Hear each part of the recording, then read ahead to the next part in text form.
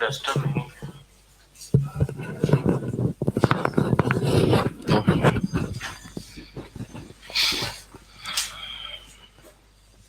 So in today's class, we are discussing last part of ecosystem,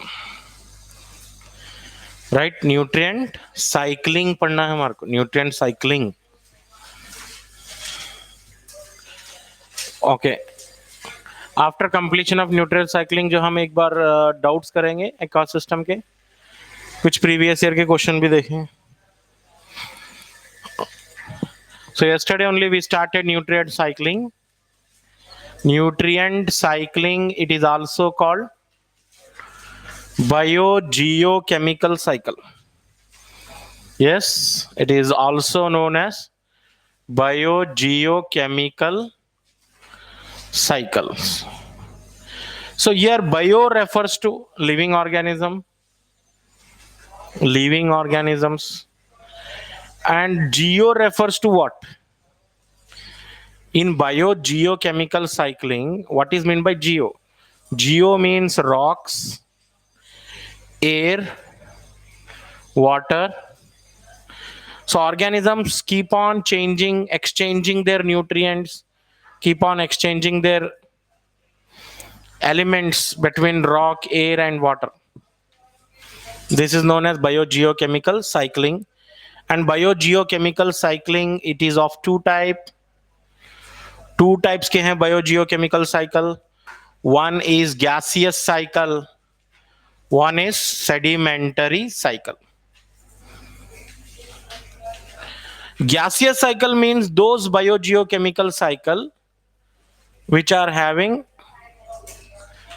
atmospheric phase. What are gaseous cycle? Nutrient cycles which are having atmospheric phase. जिनका atmospheric phase है वो gaseous cycle है. जैसे carbon cycle, nitrogen cycle, they are gaseous cycle because they are having atmospheric phase, they are present in atmosphere. And sedimentary cycles are those which are not having atmospheric phase, they remain in earth crust. The reservoir of sedimentary cycle is earth crust. Earth reservoir, soil में रहेंगे ये sedimentary cycle. Now we will draw carbon cycle and we will discuss carbon cycle.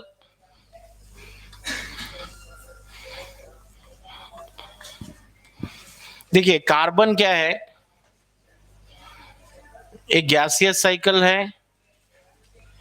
71% of carbon is present in oceans in dissolved state. Dissolved in ocean. As you know, carbon dioxide dissolve in water, form bicarbonate. तो 71% carbon ocean में है dissolve state में, और less than 1% है. देखिए less than 1% atmosphere है, atmospheric. और reservoir क्या हो सकते हैं कार्बन के? कार्बन का रिजर्वायर ओशियन है, कार्बन का रिजर्वायर लाइमस्टोन है ना. लाइमस्टोन जमीन के अंदर लाइमस्टोन जो होगा calcium carbonate, it is also a source of carbon dioxide. Limestone है, डोलोमाइट है, डोलोमाइट है. डोलोमाइट भी एक टाइप का स्टोन है अर्थ में, वो भी उसमें भी कार्बन है. And one more thing, what are the sources of carbon? Sources of carbon अगर हम लिखेंगे, so number one source of carbon is respiration by organism. So respiratory activity releases carbon dioxide, right? Rainfall, very very important, rainfall is also having carbon. Rainfall, oceanic bicarbonated water get evaporated and come down, and so rainfall is also having carbon input. Carbon rainfall से भी आता है. Combustion से, आप कुछ भी burn कीजिए, combustion करिए, combustion of timber, wood, organic material, anything combustion से कार्बन डाइऑक्साइड प्रोड्यूस होगा. वोल्केनिक एक्टिविटी से भी कार्बन आता है. 49% dry weight of the organism, 49% dry weight of the organism is made of carbon. Next to the water, carbon is very important. Water के बाद सबसे important क्या है? कार्बन ही है. कार्बन का ऑकरेंस मुझे बताने की जरूरत नहीं है. Carbon is present in each and every compound in living organism, starting from glucose, fructose, lactose, protein, lipids, enzyme, DNA, RNA, everything is having carbon. 4 into 10 to the power of 13 kilogram of carbon. How much? 4 into 10 to the power of 13 kilogram of carbon is fixed annually. Is fixed annually by plants. Annually by plants by the process of photosynthesis. Photosynthesis is a process by which plants are absorbing carbon dioxide. How much carbon dioxide they are absorbing? 4 into 10 to the power of 13 kilogram of carbon is fixed annually. Per annum, this much of carbon is absorbed by the plants for photosynthesis. Let's see how the carbon cycle looks.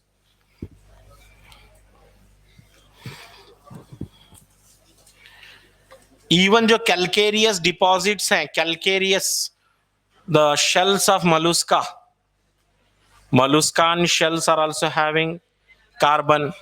Molluscan shells are also having carbon. So carbon is first present in atmosphere. Carbon dioxide in atmosphere. Carbon dioxide in atmosphere first. It is taken by the producer. It is taken by the producer for photosynthesis process, and from producer carbon is moving into herbivores. Herbivores में जाएगा. You know, carbon is moving from atmosphere to plant, plant to animal, and herbivores से कहाँ जाएगा? Carnivores में जाएगा. And you know, all organism, producer, herbivores, carnivores, all are doing respiration. Producer are doing respiration, carbon dioxide release होगा. Herbivores are also doing respiration, carnivores are also doing respiration. So by the respiratory activity, carbon dioxide is released into atmosphere. Okay, सबके respiration से carbon dioxide atmosphere में. Atmosphere से आया था, atmosphere को वापस चला गया. And producer, herbivore, carnivores, everyone dies. Death होगी इन सब की. Death होने के बाद इनका decomposition होगा. Decomposition also releases carbon dioxide. Decomposition also releases carbon dioxide. So here you can see two sources. Respiration is also releasing carbon dioxide. Decomposition also releasing carbon dioxide. Rainfall also releases carbon dioxide. Right? Combustion also. Fossil fuel combustion. Fossil fuel combustion also releases carbon dioxide into the atmosphere.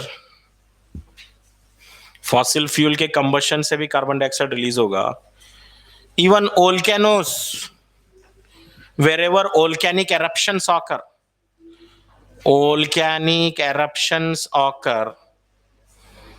they are also releasing carbon dioxide into atmosphere.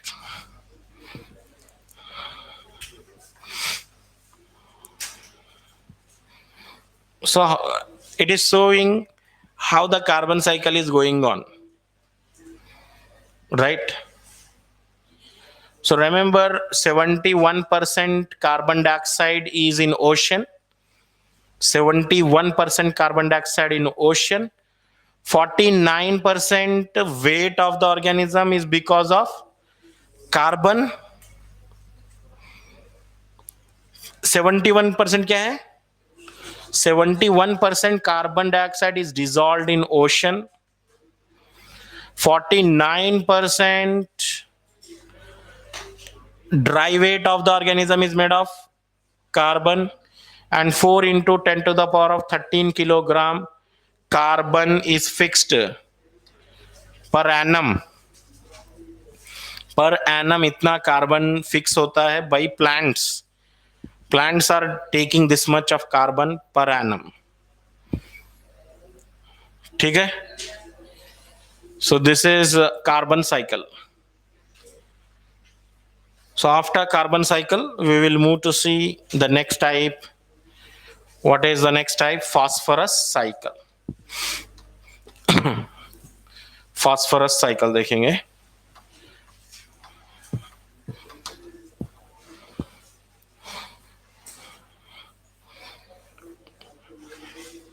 So where phosphorus is important? Phosphorus is important for cell membrane. Cell membrane contain phospholipid. Cell membrane contain phospholipid. Phosphorus is also present DNA, RNA. Phosphorus is also present in ATP. Phosphorus is also important for bones, teeth. Bones, teeth also contain phosphorus. And phosphorus is what type of cycle? It's a sedimentary cycle. Phosphorus is sedimentary cycle because there is no atmospheric phase. Phosphorus is not having any atmospheric phase. Do you think any compound of phosphorus present in atmosphere? No. Phosphorus का कोई compound नहीं है air में. Phosphorus is present in earth crust. It is present in rocks. It is present in soil. ठीक है? But it is not having any atmospheric phase. So main reservoir की अगर हम बात करेंगे, main reservoir rocks हैं. Main reservoir rocks हैं. No respiratory release. Phosphorus is not released by any respiratory activity. No respiratory release. Phosphorus is not having any respiratory release, and no input, or you can say small input. Small input through rainfall. Small input through rainfall बोल सकते हैं हम. Through rainfall. Small input through rainfall बोल सकते हैं. Phosphate solubilizing bacteria. Phosphate solubilizing bacteria. So some bacteria, they act upon detritus and they extract phosphorus from the bones and teeth. What is the phosphate solubilizing bacteria? Pseudomonas. Pseudomonas is phosphate solubilizing bacteria. It can extract phosphorus from the bones, rocks.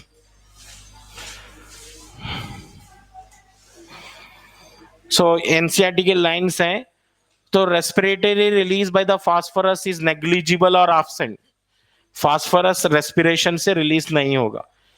And NCERT is given a comparative line between carbon cycle and phosphorus cycle. Carbon input through rainfall is much higher. Much higher carbon input through rainfall. Whereas phosphorus input through rainfall is very small. Small input through rainfall बोल के पढ़ना. Now let's draw the phosphorus cycle. Phosphorus cycle. So first phosphorus is present in rocks. Rock minerals हैं, उसमें phosphorus मिलेगा आपको. Rock mineral में phosphorus मिलेगा.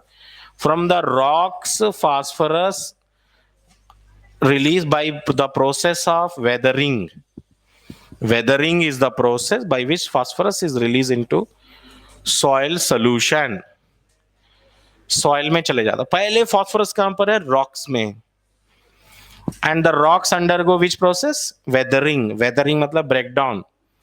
Breakdown से फॉस्फोरस है ना सॉइल में आ जाता है. And this phosphorus from the soil solution are first absorb by producer.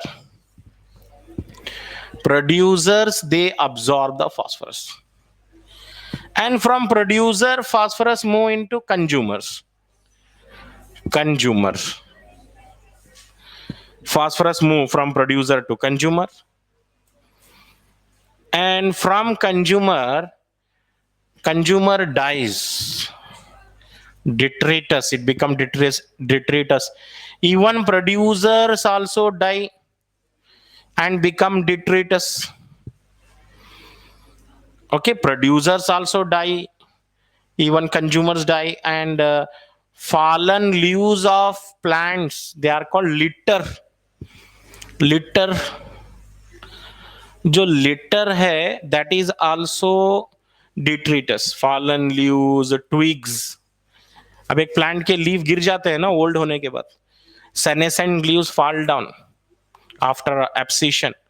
Those senescent leaves, they are called, fallen leaves are called litter. Those litter undergo decomposition here.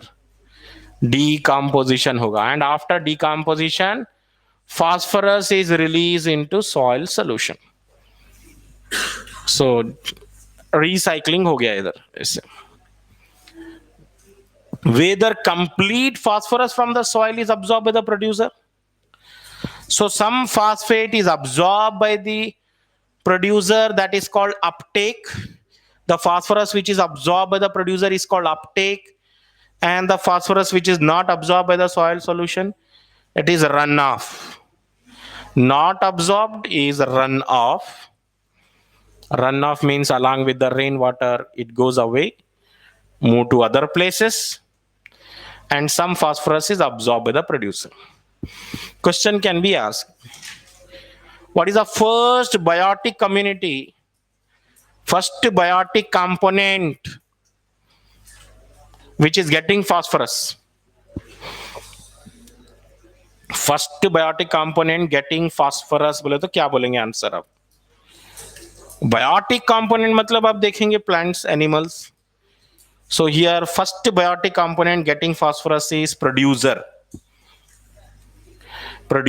and from the producer phosphorus is moving to consumer, and then consumer become detritus, and the detritus undergo decomposition, again phosphorus release into soil solution. Like this cycle of phosphorus recycled.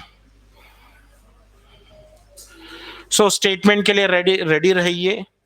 Phosphorus input through rainfall is much low, and phosphorus in release through respiration is absent, या नहीं तो आप बोल सकते हैं negligible या absent बोल सकते हैं. कंफ्यूज करने के वही दो स्टेटमेंट है भाई. phosphorus input through rainfall is much low, and phosphorus released through respiration is negligible. Okay, what about sulfur cycle? Sulfur cycle, it can be gaseous as well as sedimentary, but mostly sedimentary cycle. In polluted air sulfur can be present as sulfur dioxide. sulfur dioxide हो सकता है. polluted air में देखो, polluted air में क्या है? sulfur dioxide होता है. Polluted air may contain sulfur dioxide, may contain nitrates, nitrogen oxides, and they may react with rainwater. Rainwater से रिएक्ट करके क्या बना सकते हैं? ये सल्फ्यूरिक एसिड बना सकते हैं, नाइट्रिक एसिड बना सकते हैं. So sulfur dioxide and nitrogen oxide, they are the main sources for, yes, acid rain. Main sources for acid rain. How acid rain occur? Acid rain occur due to mainly two components, sulfur dioxide and nitrogen oxides. These two components, they react with water present in air and forming sulfuric acid, nitric acid respectively, and forms acid rain. और acid rain का pH कितना होता है? Its pH is usually 5. Acid rain का pH usually 5 होता है. Okay, उतना ज्यादा एसिडिक भी नहीं होता, हाईली कॉन्सेंट्रेटेड एसिड भी नहीं. Acid rain pH is usually 5, and such acidic rain or such acid rain can damage. It can damage chlorophyll in plant. Chlorophyll damage. Acid rain may causes chlorophyll damage, or acid rain may causes irritation in eyes. Irritation in eyes भी हो सकता है. और acid rain से damage to historical monuments. Damage to historical monuments like Taj Mahal. है ना, ताजमहल को ज्यादा डर है एसिड रेन से. ओके, जो स्टोन यूज किया गया है, that is undergoing corrosion, losing its properties because of acid rain. Okay, acid rain की वजह से हो रहा है.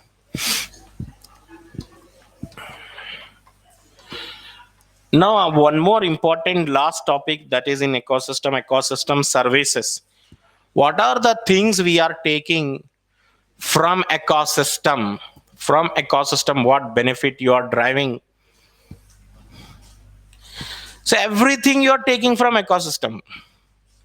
Everything, है ना, food से लेकर medicine से लेकर everything you are taking from ecosystem.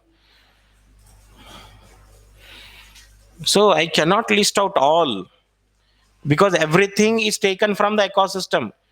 Stones भी है, construction material भी है, वो भी ecosystem से लिए से construction material है. Honeybees हैं, pollinators. Honeybees are pollinators. That is also part of ecosystem. Honeybees, pollinators. Right? Everything is derived from ecosystem. And here one famous economist, Robert Constanza, he tried to give a price tag for the ecosystem. He tried to give price tag for ecosystem. Robert Constanza, famous economist. And according to Robert Constanza, the price tag for ecosystem, ऐसा तो हम हर चीज free ले रहे हैं यहाँ से ecosystem से. honey bees are doing pollination freely, we are getting oxygen freely. लेकिन जो प्राइस टैग है, कैलकुलेशन करके, एस्टिमेट करके एक प्राइस टैग लिखा गया, Robert Constanza, 33 trillion US dollars. 33 trillion US dollar जो है, इसका प्राइस टैग है per annum. Suppose if you have to pay for pollination, you have to pay for soil, you have to pay for water, you have to pay for oxygen, everything, हर चीज जो free मिल रही है, अगर सब चीजों को अगर पे करते बैठेंगे तो इकोसिस्टम का प्राइस कितना होगा? 33 trillion US dollar per annum, which is nearly twice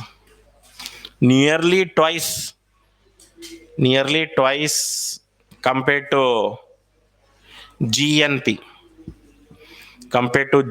gross national product.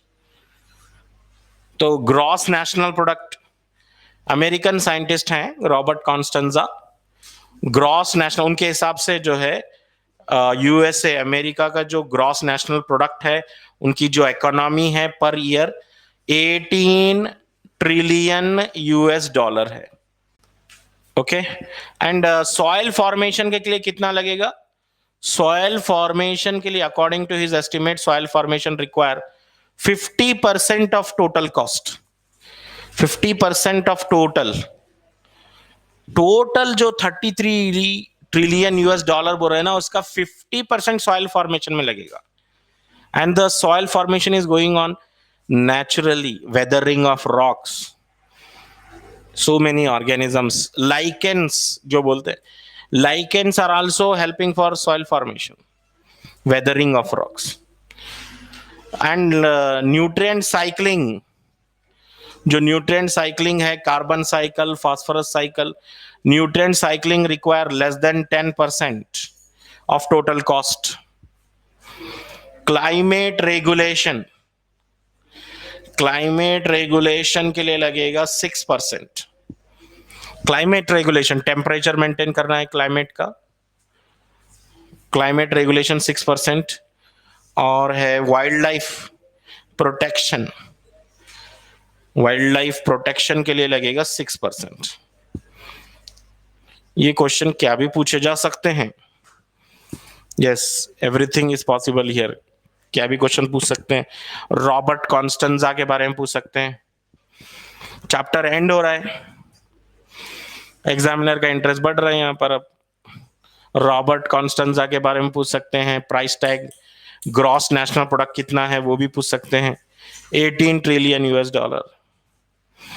ये मैच द फॉलोइंग में ये एस्टिमेट पूछ सकते हैं. सॉइल फॉर्मेशन के लिए कितना कॉस्ट है, न्यूट्रिएंट साइक्लिंग के लिए, ये पॉसिबल है मैच द फॉलोइंग में. So these are all about ecosystem. Here we completed ecosystem chapter. Okay, यहां पे हम कंप्लीट कर चुके हैं इकोसिस्टम. अभी इकोसिस्टम के कोई डाउट है तो पूछ लीजिए. Ecosystem doubts.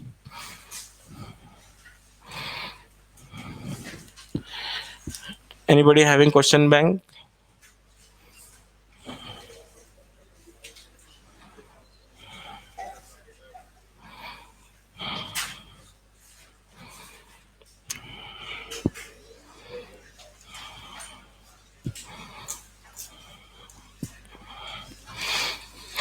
From your module से कुछ क्वेश्चंस करेंगे हम.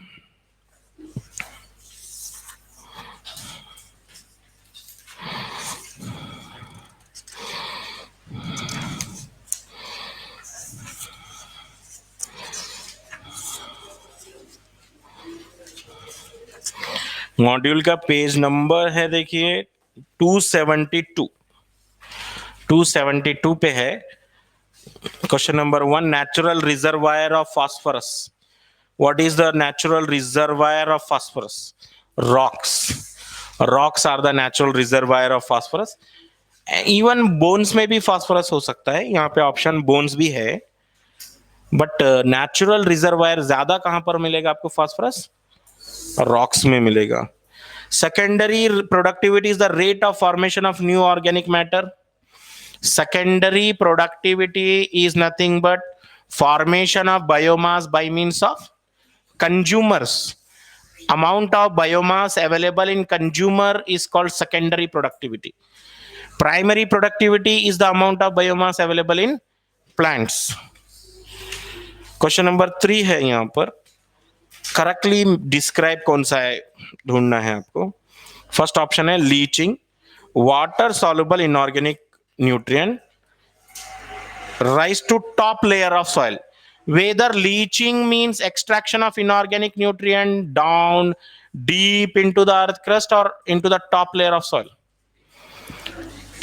Yes, extraction of inorganic nutrients and which go down deep in earth crust, not available to the organism immediately. Immediately तो नहीं मिलेगा. सब सही चल रहा था. Water soluble inorganic nutrient go down not to the top layer. Inorganic nutrients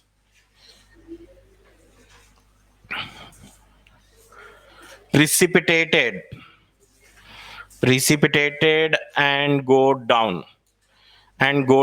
बोलना चाहिए था, ऊपर नहीं आ रही है. Fragmentation carried out by organism such as earthworm, बिल्कुल राइट है ये।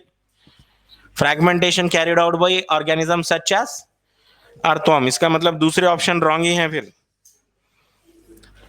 पढ़िए तीसरा ऑप्शन क्या है। Humification leads to accumulation of dark colored substance humus which undergo microbial action at a very fast wrong है इधर।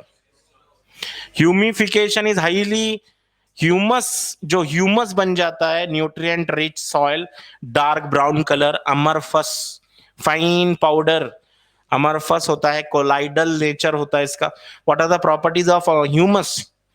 dark brown color, amorphous, colloidal in nature, and resistant to microbial action. It is not undergoing very fast microbial action, it is resistant to microbial action बोल रहा हूं, that is wrong यहां पर। D को बोलो, यहां पर क्या है D option, catabolism last step in decomposition, wrong, last step नहीं है, डिकम्पोजिशन का लास्ट स्टेप है मिनरलाइजेशन। ओके यहां पे मैच द फॉलोइंग है। अर्थवर्म का मैच होगा डिट्रिटियोर सक्सेशन। अर्थवर्म एक डिट्रिटियोर है। Earthworm feeding upon dead remains,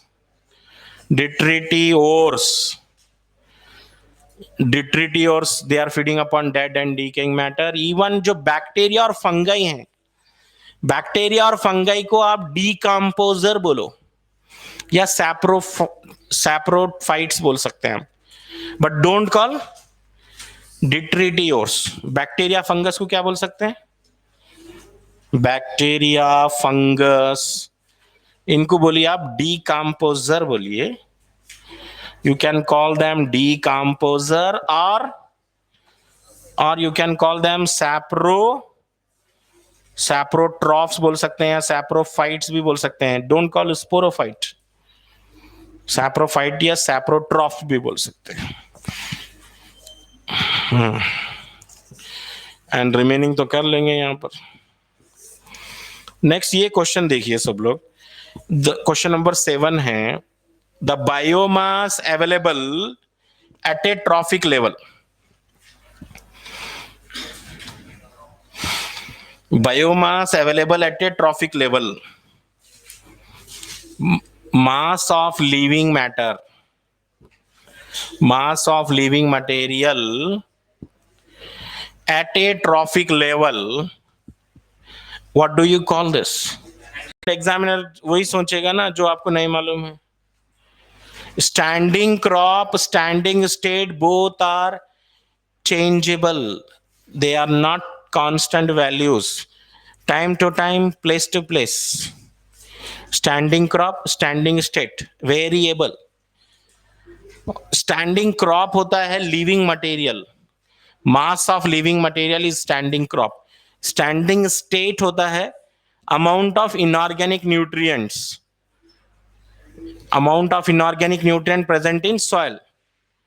कल बताया ना मैं एग्जांपल। चलो next, whether stratification is population character or community character? Stratification is character of population or character of community? Community है ये, because if you see the definition of stratification, what is stratification? Vertical distribution of organisms occupying various levels in a forest. If you go to a forest, you will find topmost layer as a tree, then medium sized shrubs and very small herbs. So that is stratification, formation of various layers, stratification ही बोलेंगे उसको हम। And it is a character of community, it is not a character of population. Population मतलब सारे plant एक ही type के होना चाहिए। क्या सारे प्लांट एक ही टाइप के होंगे? नहीं होंगे ना। Plants will be of different type, some are banyan tree, some are coconut tree, some are mango trees. Different population आ गया तो क्या बोलेंगे आप? कम्युनिटी। समझ रहे? So very important and very interested area to the examiner is structural component and functional component of ecosystem. याद रखो, स्ट्रक्चरल कंपोनेंट है ये या फंक्शनल कंपोनेंट है? Structural component. How many structural component of ecosystem? One is a stratification, another one is a species composition. Species composition is stratification, ये structural component है. Productivity, decomposition, energy flow, nutrient cycling, these are functional component. Secondary succession कहाँ होगा? Question number 9 है. एक है option degraded forest, मतलब पहले forest था, डिग्रेड कर दिए, उसको कट कर दिए, उसके ऊपर बन रहा है सक्सेशन. या newly created pond, newly cooled lava, barren rock. So कहां पर होगा secondary succession? Secondary succession taking place on a barren area which was previously having vegetation. Previously having vegetation. Secondary succession taking place maybe on the burnt forest. Burnt forest है या deforested area है, उसके ऊपर फिर एक बार succession हो रहा है. One more time pioneer species is coming and serial stages are coming. So secondary succession taking place on degraded forest. Degraded forest and remaining जो भी ऑप्शन है यहां पर, newly created pond, newly cooled lava, barren rock, these are all primary succession है, याद रखना. Most animals are tree dwellers. Most animals are tree dwellers in which forest? थार नोड प्लांट, टेम्परेट डेसिडुअस फॉरेस्ट, या tropical rain forest, या coniferous forest. Mostly animals are tree dwellers, मतलब tree के ऊपर रहने वाले, ट्री पर रहने वाले एनिमल बहुत ज्यादा हैं. कहां पर? Tropical rain forest. Because tropical rain forest में क्या होता है ना, ट्रीज है ना बहुत ज्यादा डेंस होते हैं and they are very closely located. And tropical rainforest have maximum biomass, maximum number of tree, maximum rainfall, maximum average temperature. हर चीज बेस्ट है यहाँ पे ट्रॉपिकल रेन फॉरेस्ट में.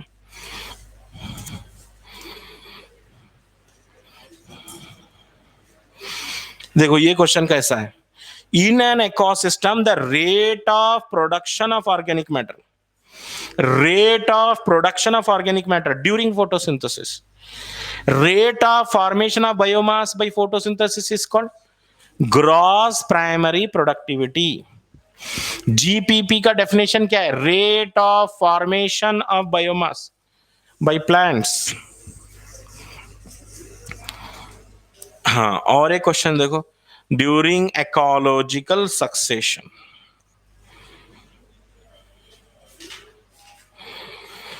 क्या ये करेक्ट है? सुनो, इकोलॉजिकल सक्सेशन के लिए सी ऑप्शन.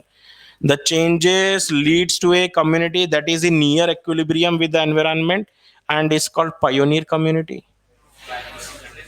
क्लाइमैक्स कम्युनिटी बोलना चाहिए, पायोनियर नहीं बोलना. पायोनियर मतलब फर्स्ट कम्युनिटी. सी तो रॉन्ग है इधर, डी ऑप्शन बचा. Ecological succession is gradual predictable change in species composition occurring in a given area. Gradual, predictable.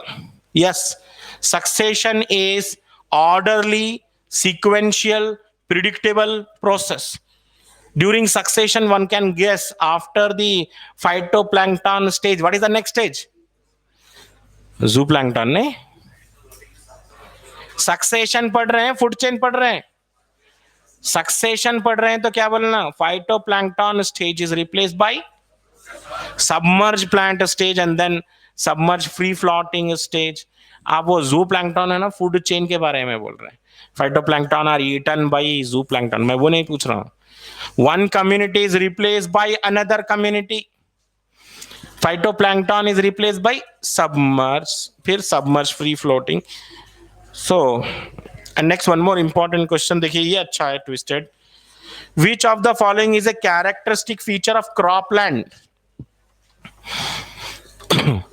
Cropland ecosystem का कैरेक्टरिस्टिक फीचर बताइए। क्रॉपलैंड इकोसिस्टम का कैरेक्टर बताना है। क्रॉपलैंड, पहला ऑप्शन है whether cropland is having absence of soil organism, whether cropland have more soil organism or less soil organism, more soil organism rhizobium azotobacter, तो ये तो नहीं होगा character. Least genetic diversity, whether cropland is having least genetic diversity, yes, cropland is having least genetic diversity, because in a cropland we always try to grow one species or one crop at a time. Most of the time we grow how many species in our cropland? One species। पूरा खेत है ना sugar cane डाल दिए, कितने species डाले? एक। मतलब डाइवर्सिटी ज्यादा है या कम है? डाइवर्सिटी बहुत कम है। Least genetic diversity is the characteristic of cropland. Least genetic diversity. हाँ, term ecosystem was coined by, ये भी क्वेश्चन आ चुका है, एजी टैंसले। हाँ, क्रॉपलैंड में क्या वीड्स एब्सेंट होते हैं? वीड्स ग्रो होते हैं क्रॉपलैंड में। वीड्स का मतलब क्या है? वीड्स का मतलब है unwanted plants growing in agricultural field. Farmer daily क्या, ही ट्राई टू रिमूव वीड्स।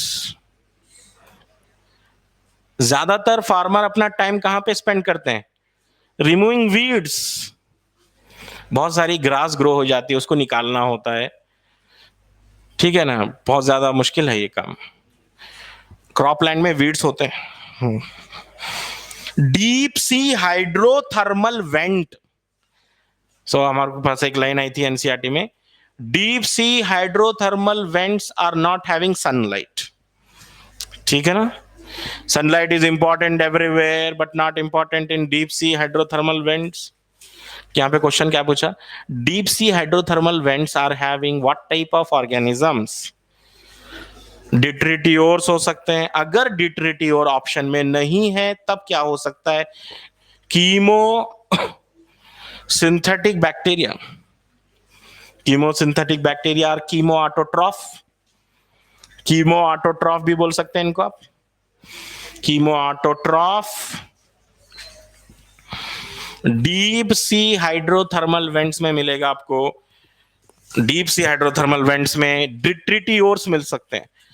ऐसे ऑर्गेनिज्म के बारे में सोचिए जिनको सनलाइट नहीं चाहिए, नहीं चाहिए सनलाइट उनको, डिट्रिटियोर्स को सनलाइट नहीं चाहिए, और कीमोसिंथेटिक बैक्टीरिया को भी सनलाइट नहीं चाहिए। फर्स्ट ईयर में पढ़े हैं आप ये, कीमो ऑटोट्रॉफ मिनरल न्यूट्रिशन में, chemoautotrophic organism they are preparing their own food without using sunlight. Photoautotroph, chemoautotroph, there are two types of autotroph. Photo autotroph are using sunlight. Chemo autotroph, what they are doing? They are doing oxidation of inorganic elements. By doing oxidation, they will synthesize their own food. Which one is having more biomass? कौन से ecosystem में biomass ज्यादा है? Forest, grassland, pond, lake. Forest is having more biomass, more biomass है। Next question है, देखो 2018 NEET paper 18 का question है, what type of ecological pyramid would be obtained from the following data? Secondary consumer 120 gram, primary consumer 60 gram, primary producer 10 ग्राम। ऐसे quantity से आपको कौन सा पिरामिड मिलेगा? प्राइमरी प्रोड्यूसर लेस है, यहाँ पे 10 ग्राम ही है। प्राइमरी कंज्यूमर जरा ज्यादा दिख रहा है 60 ग्राम, और सेकेंडरी कंज्यूमर 120 ग्राम। तो ये होगा inverted pyramid of biomass, inverted pyramid of biomass. हाँ, अच्छा, ये हो गया इन्वर्टेड पिरामिड। एक और पिरामिड है जो एनसीईआरटी हमारी बिल्कुल साइलेंट है, उसके ऊपर कुछ भी नहीं बोली, स्पिंडल शेप पिरामिड के बारे में एनसीईआरटी के बारे में कुछ भी नहीं बोल रहा है। स्पिंडल शेप पिरामिड के बारे में कुछ भी नहीं बता रहा इसके बारे में। क्या है ये स्पिंडल शेप पिरामिड, जरा देखो। बेस भी नैरो रहना चाहिए, बेस भी नैरो रहना चाहिए, टॉप भी नैरो रहना चाहिए। This is called spindle shape pyramid. Base भी नैरो, टॉप भी narrow, this is spindle. Narrow at both ends, broader at the middle, spindle बोलते हैं इसको। ये स्पिंडल शेप पिरामिड कहां मिलता है मालूम? Pyramid of number, pyramid of number for forest, pyramid of number for forest. If you visit forest, you will find very huge trees. In size they are very huge, no doubt. Sizes of the trees are very very high, very huge trees are there, okay. लेकिन उनके number अगर count करेंगे तो कम है। से for example एक forest, बहुत बड़ा फॉरेस्ट गए आप और वहां पर देखे आप 500 ट्रीज हैं। कितने ट्रीज हैं? 500 ट्रीज हैं। लेकिन हर्बियोर जब काउंट करे तो वहां पे हर्बियोर बहुत ज्यादा है, 1000 है फॉर एग्जाम्पल, हर्बियोर बहुत ज्यादा है। और प्राइमरी कार्नियोर उससे ज्यादा है। समझ रहे हैं आप? प्राइमरी कार्नियोर उससे ज्यादा है समझो। प्राइमरी कार्नियोर कुछ 1100 आ गए समझो। और यहाँ पे सेकेंडरी कार्नियोर देखे तो कम हो गए, फिर 1100 से भी कम हो गए, फिर ये 1000 ही हैं समझो। तो एक इमेजिन करना, मैं से ग्रासलैंड में ग्रासेस आर मोर, नंबर बोल रहा हूं मैं, बायोमास नहीं। जब नंबर का पूछा गया तो बच्चे रॉन्ग कहां करते हैं, मैं बोलता हूं सुनो। रॉन्ग कहां करते मालूम है? एग्जाम में पूछता pyramid of number for biomass for aquatic system, pyramid of number for aquatic ecosystem is upright और इन्वर्टेड। अब बच्चों को जनरली क्या आता था, एक्वाटिक बोलते सीधा इन्वर्टेड लगाना, एक्वाटिक बोलते ही इन्वर्टेड लगाना। एग्जामिनर इसका है ना, मालूम है एग्जामिनर को क्या करना है। Pyramid of number, biomass inverted था, नंबर, नंबर अपराइट आएगा। पूरे रिवर में कितने फाइटोप्लैंक्टन है गिन के निकालिए, बिलियंस में चले जाएंगे। फाइटोप्लैंक्टन, माइक्रोस्कोपिक प्लांट, नंबर पूछ रहा हूं। बायोमास में बहुत कम होंगे, नंबर में पूछ रहा हूं मैं, बहुत ज्यादा रहेंगे। ये रॉन्ग करते हैं देखो। Pyramid of number, pyramid of biomass. बस केयरफुल हम ऐसे रहना, क्वेश्चन पढ़ते वक्त कौन सा पिरामिड पूछ रहा है, नंबर का पूछ रहा है, बायोमास का पूछ रहा है। एनर्जी का तो एनीवेयर अपराइटिच है, छोड़िए, एनर्जी बोलता अपराइटी बोलना है। And pyramid of number for grassland upright, pyramid of number for one tree ecosystem inverted, pyramid of number for forest spindle shape. पूछा तो बोलना है फॉरेस्ट, फॉरेस्ट आना, ग्रासलैंड नहीं। ग्रासलैंड में ग्रासेस बहुत ज्यादा रहेंगे, फॉरेस्ट में क्या है, trees are more, huge trees, बड़े trees.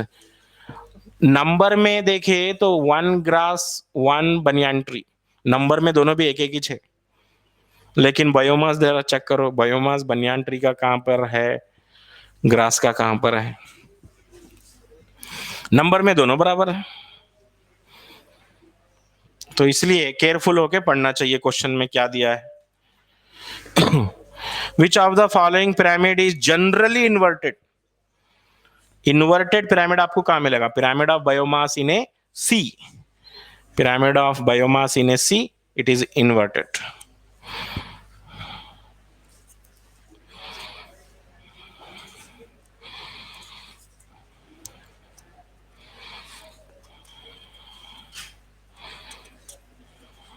Okay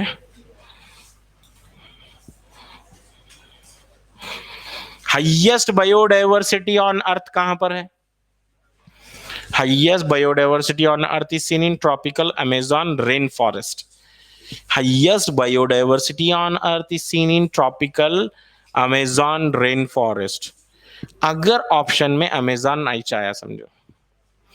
Highest biodiversity is seen in oceanic coral reef also. Coral reef are called tropical rainforest of ocean. Coral reef है ना ओशन में होते हैं, ओशन के अंदर होते हैं coral reef. They are a type of invertebrate. Coral reefs are type of invertebrate whose skeleton is made up of calcium carbonate. पढ़े होंगे. Coral reef are called tropical rainforest of ocean. Tropical rainforest of ocean बोल रहे हैं इसको. Tropical rainforest क्यों बोल रहे हैं जरा सोचना. क्योंकि यहाँ पे बायोडाइवर्सिटी बहुत ज्यादा है. Of course maximum biodiversity Amazon rain forest में है, उसमें कोई डाउट नहीं है हमारे को. Tropical rain forest of ocean बोल के पूछा तब क्या करना. ओशन बोले तो कोरल रीफ लेना है. कोरल रीफ में बायोडाइवर्सिटी बहुत ज्यादा होती है. ओके और कोई क्वेश्चन है? यस हाईलाइट करे so last para.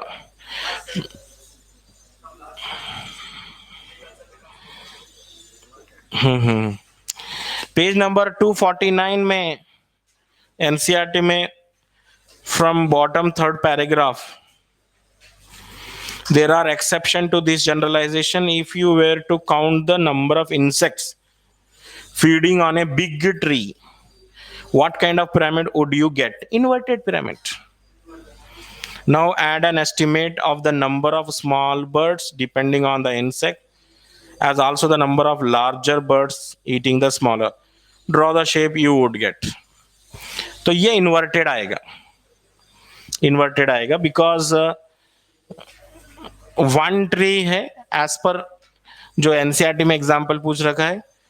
So lots of insects हैं या फ्यू इंसेक्ट्स हैं, क्या है क्वेश्चन यहां पर.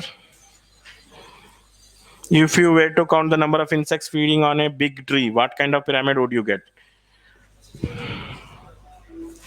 वन ट्री है, वन ट्री के ऊपर इंसेक्ट्स हैं और इंसेक्ट्स को खाने के लिए बर्ड्स आ रहे हैं और स्मॉल बर्ड्स आ रहे हैं और स्मॉल बर्ड्स को खाने के लिए लार्ज बर्ड्स आ रहे हैं. यहां पर क्या है, नंबर नहीं दिया है लार्ज बर्ड कितने आ रहे हैं बोल के, स्मॉल बर्ड कितने आ रहे हैं, इंसेक्ट्स कितने आ रहे हैं. क्वेश्चन अगर एग्जाम में आएगा so definitely they will mention the number. If they mention the number okay, हो सकता है अगर स्मॉल बर्ड्स 100 हैं, लार्ज बर्ड 10 है, समझो ऐसा, तब ये पिरामिड स्पिंडल शेप दिखने लगेगा. But in our NCERT it is not given any number तो नहीं दिया है, therefore we have to take it inverted. अगर नंबर देगा वैसे तो नंबर के हिसाब से ड्रॉ करो, आप दिख जाता आपको type. Okay so environmental issues का कुछ पार्ट रिमेनिंग है in today's class, we will complete that also. Okay will stop here, thank you.